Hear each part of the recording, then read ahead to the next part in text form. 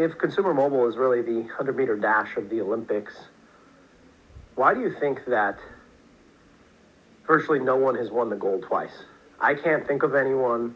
You and I have access to plenty of incredible founders. I can't think of anyone who's done it 2 times. Why? That's a really good question. Like most analogies, it's very imperfect. A 100-meter dash is something you run over and over again. A great startup is something you can build like every 10 years. So the analogy breaks down the sense of repeatability. Now, why aren't there huge repeat success founders in the space? It's a good question. I'll give you some guesses. Firstly, it takes 10 years to build a successful consumer business. So it's not something you're bound to repeat that many times just because you don't spend that much time in your life doing these things. It's also a young person's game because you have to be plugged into the zeitgeist of what people want. The best consumer products are built where the builder is themselves a consumer. And so there's a very tight loop in knowing what to build and building it.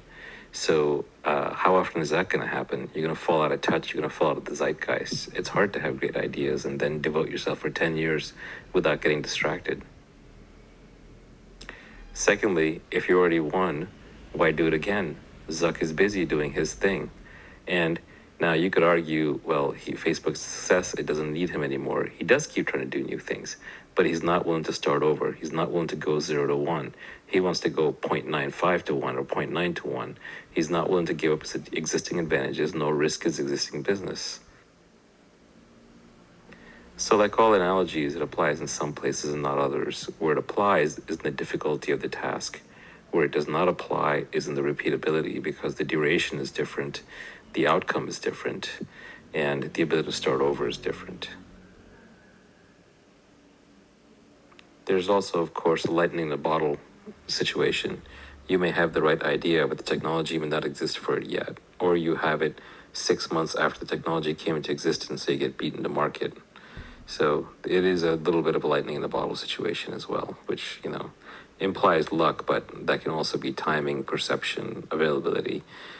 Serial entrepreneurs tend to go into enterprise more often because it's more predictable and their individual actions can influence the outcome more just through sheer hard work or smart work.